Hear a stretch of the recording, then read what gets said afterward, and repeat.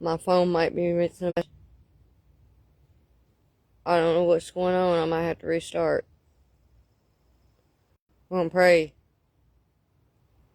that the Lord allows the internet connection to stay solid, so I can give y'all this message because it's a pretty good one.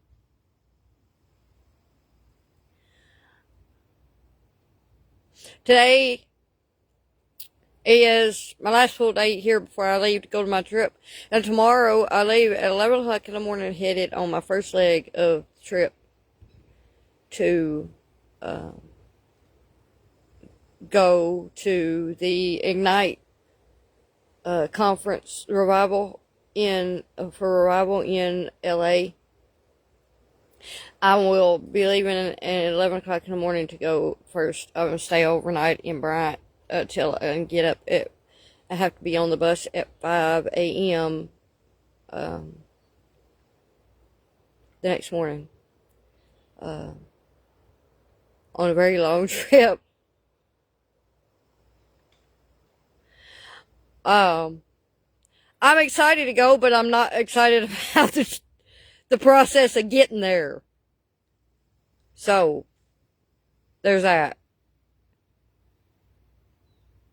I wish I could, like, do that, you know, and I'll be there. Like, just be like Star Trek or something, you know, just transport. Just jump in the transporter and boom, I'm there.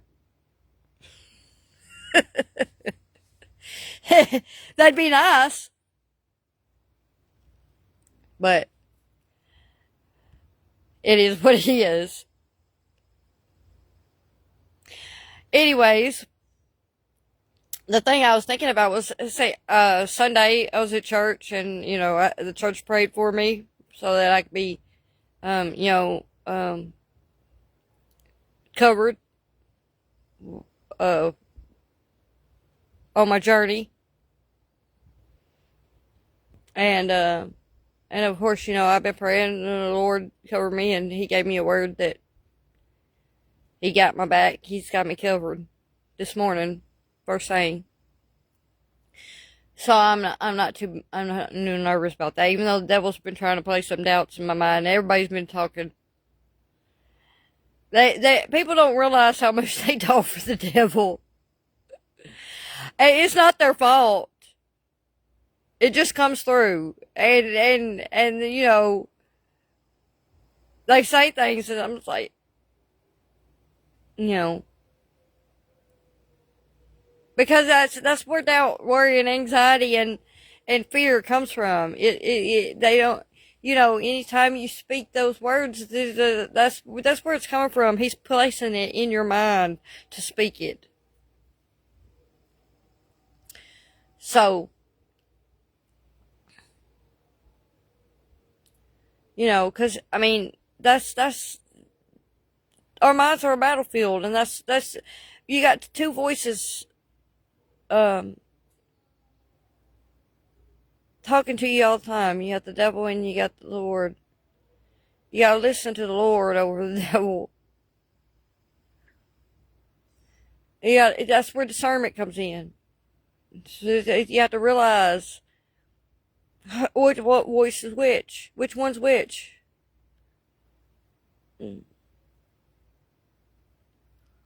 So, the Holy Spirit helps you do that.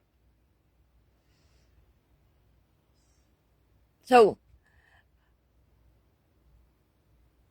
um, a while back I gave a message at Rhema about the keys to the kingdom. And, Apostle really liked that message. I gave that message again in one of my videos on here. And so, you know, I was thinking about those keys to the kingdom and stuff. And then Sunday, Apostle and I was talking about this trip, about me going on this trip.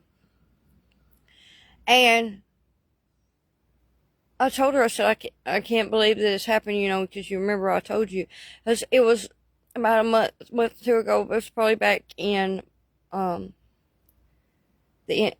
March sometime, I think, or, you know, beginning of April, March, whenever it was that I had talked to her about this conference. I said, I really, really wish I would be able to go, but I don't think I'm going to be able to go. And I said, unless the Lord makes a way. And, I said, because right now I don't, I guess maybe I'll have to wait until next year. And, we were talking about that. Apostle said, that's because you spoke that into it. It happened because you spoke it. And that really stuck with me because I was like, this idea of how, life and death is in the power of tongue. And I had been talking about that. And how, we manifest our destiny, by the words that we speak.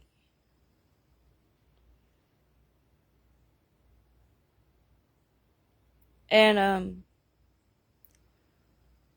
so I realized when she said that, I was like, I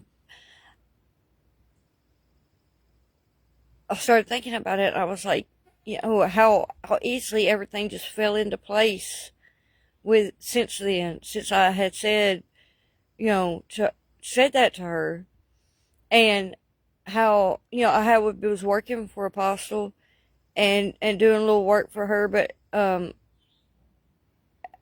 that it was mainly, I was like, I needed some money so I could get my plumbing done and get my car fixed and stuff. So I told the Lord, if you open doors for me to be able to take care of things I need, I'm gonna do whatever I gotta do to do it.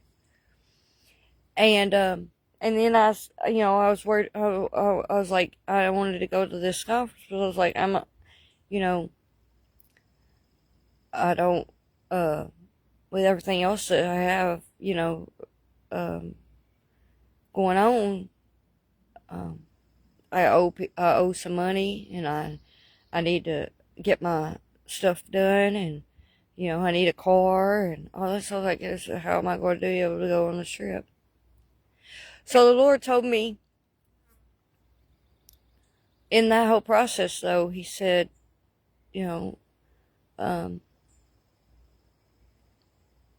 I need to put Him first. Everything else could come second. And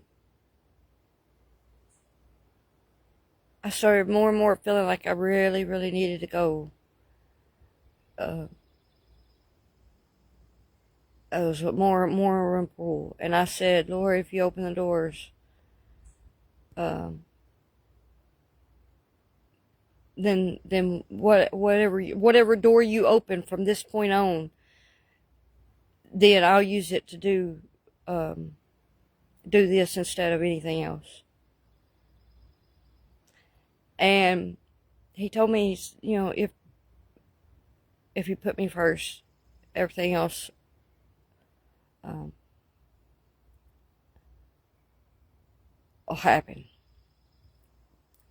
So that's what I'm doing. And I didn't really want to, it's a long trip. And I don't like being away from my dogs. And I don't like stressful situations. And having things, I don't like being uncomfortable. Nobody does. But hey, I started realizing the Lord told me that you got to do things you're uncomfortable with sometimes, if you're, and then, like I said, people started talking to me about things about, traveling and danger and this and that. And I was like, if you're going to be a minister and you're going to do stuff for the Lord, you got to be willing to go into dangerous situations. So I said, that ain't no problem. But in my estimation, though, I'm from Pine Bluff. Crime Bluff, as they call it. So, I mean, I'd probably be paper.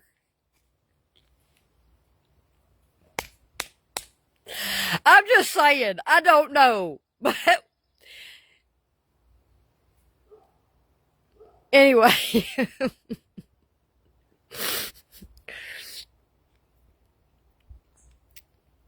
I'm not going to fear the devil no matter what. So, as I said, that got me to thinking about all the, about the manifest destiny, how you speak what is speak things in existence. And so this morning I got up and I prepared a little message. And, I had a revelation. When I was talking about the keys of the kingdom,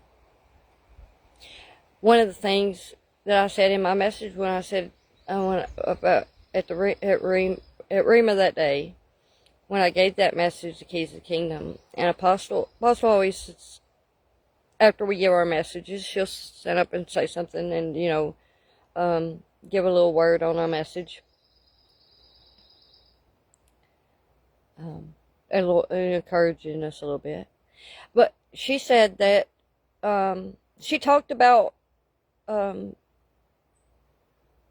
like when people are given the key to a city.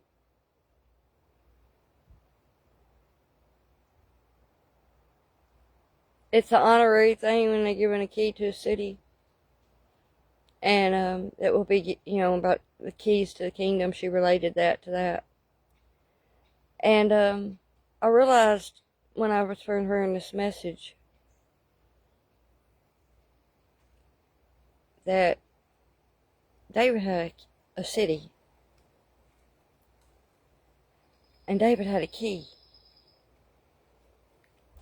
So that's the title of this message. The Key of David. Spoken faith and open doors. So there is the spiritual law that's woven into creation. And most people don't realize that that's what happens in the spiritual is what affects what happens in the physical. Everything that happens within the physical world is first established in the spiritual realm. And the vehicle or the vessel that bridges these two worlds of spoken word, it's what's spoken, because God is the creator and He made us in His image. And when God created, He speaks things into existence. In the beginning, He spoke. He said, "Let there be light," and He spoke the universe into existence. And God created us. He spoke. He created us. He spoke, and He breathed the breath of life into us.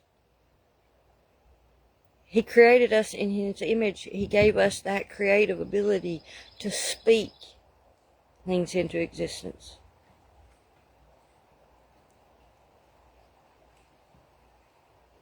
So when we align our speech with divine truth rather than our temporary circumstances, we shift from being this passive observers of life that's just,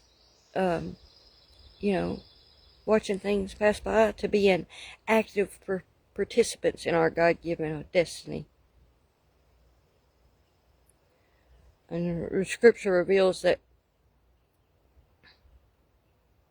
God doesn't just want us to react to what we see. He invites us to speak what He has promised.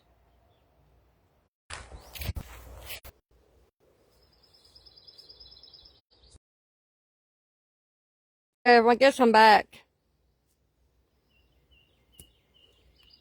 The devil. My phone shut down. My other phone shut down because it got too hot because I was in the sun. So I gotta watch that when I'm in the sun. So I know I lost my notes, but I lost my connection because my other phone is acting as my hotspot right now because I haven't got this one activated yet. I've got to do that so I have backup. But I don't have Wi-Fi here at the house. So if I had Wi-Fi somewhere, and then I would be connected to. If this one shut down, I would be connected to Wi-Fi. So this is I don't have Wi-Fi here. So, but that's why I need two phones. So this don't happen. I'm trying to get in the position where the devil can't interrupt my broadcast. So where was I at talking about the key of David here? Let me get back to my notes.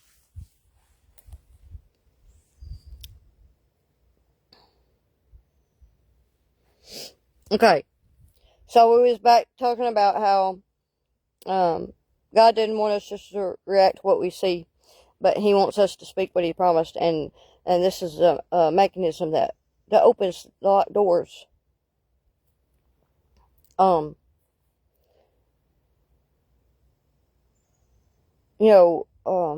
words aren't just they're not just something that's empty sounds coming out of our mouth. They have power. They have life in them, and they can create or they can destroy. And so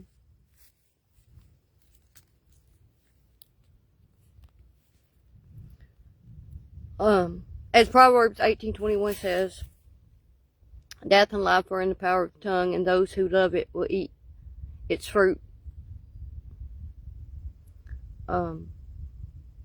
Because the tongue holds power. And this is, in Hebrew, the word means hand or direction. So the words are literally direct the course of your life.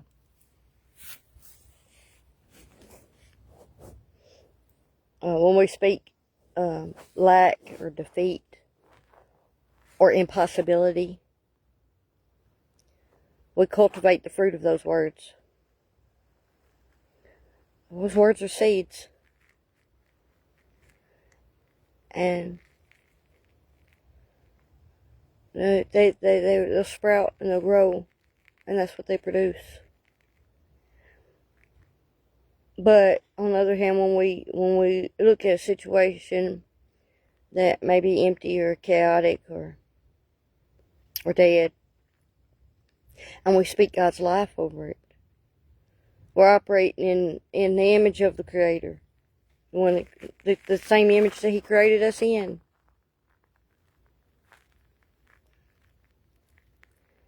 And Romans 4:17 gives us an example of this. God, how God operates and how we're supposed to operate. And it says that God who gives life to the dead and calls those things which do not exist as though they did.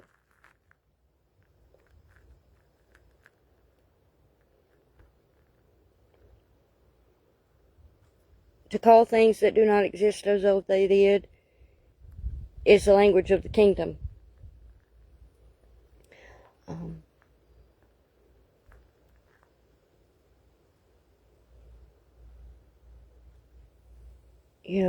Abraham, it says Abraham believed God. When God said that he was going to be the father of many nations, Abraham had to believe that and speak that. Even though he was as good as dead and Sarah's womb was barren, he had to speak that what God spoke.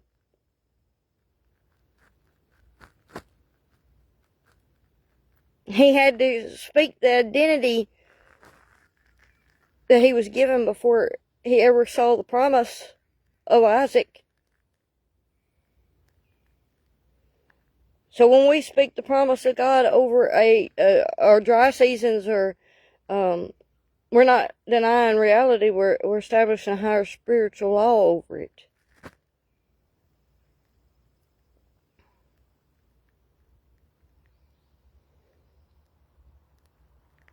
And obedience is the mechanism that unlocks the door to this higher spiritual law.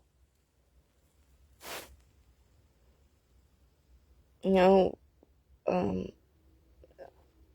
speaking faith isn't just a matter of some kind of magical formula or psychological trick to force our own will, but it has to be tethered to that obedience. When we walk in obedience and we speak through faith as we walk in obedience, then that's when the doors open.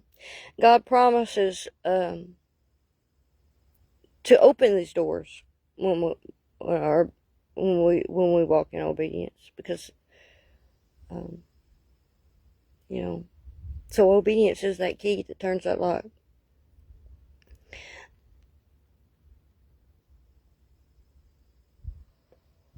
In Revelations 3:7-8, God describes his absolute sovereignty over our opportunities. And this is where I got the title of my message. It says, "These things says he who is holy, he who is true, he who has the key of David, he who opens and no one shuts, and shuts and no one opens. I know your works. See, I have set before you an open door, and no one can shut it." That open door is directly linked to "I know your works." Obedience creates the alignment necessary to walk through what God has unlocked. When God told Joshua to conquer Jericho, the victory was already decreed. But the door only opened after Joshua obeyed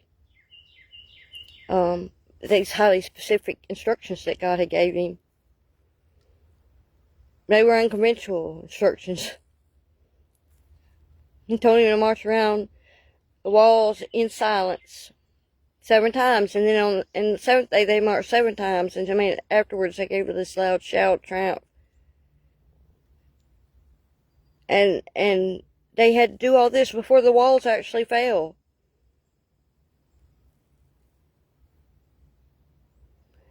That spoken shout of victory preceded that physical breakthrough of those walls falling.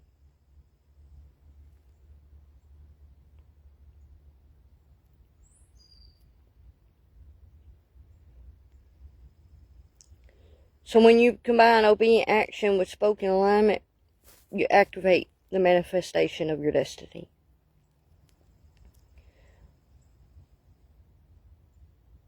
That's when you stop letting your current environment dictate your internal state, and you start letting your internal conviction alter your environment.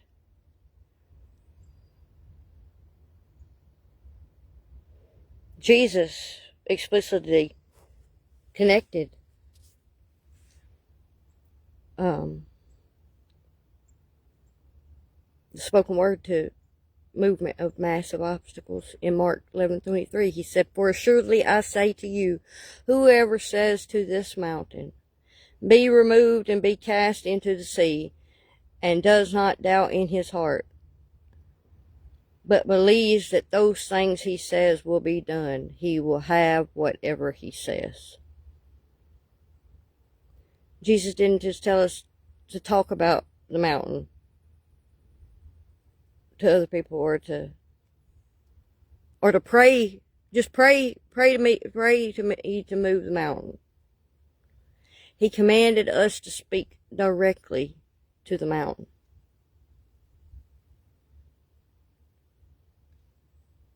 So when we look at this scriptural pattern, the sequence to unlocking a divine destiny always follows a distinct order. First, we have to hear the promise and discern what God has spoken concerning our identity, our purpose, and our future. And then we have to step in obedience by walking out the practical commands, even when the path looks completely blocked, because obedience proves trust. And then we have to speak the decree.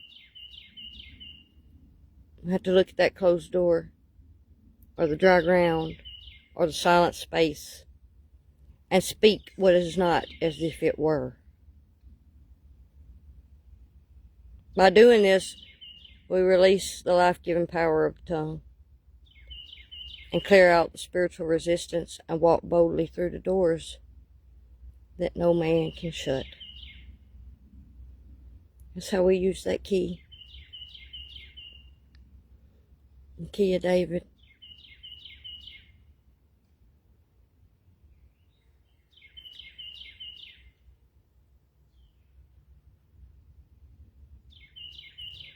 It's awesome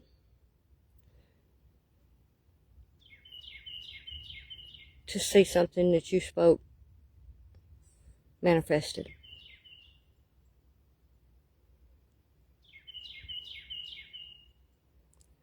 So that's what this week is going to be, my journey.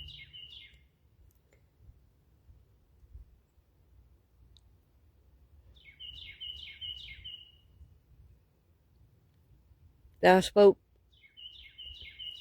into existence.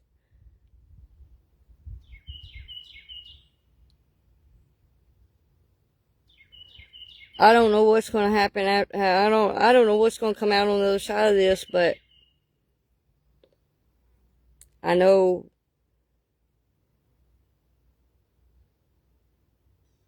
what the Lord's promised, and I have faith in His promises, and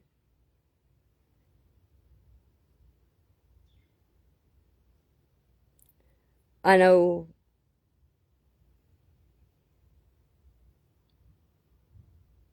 that He has good things in store.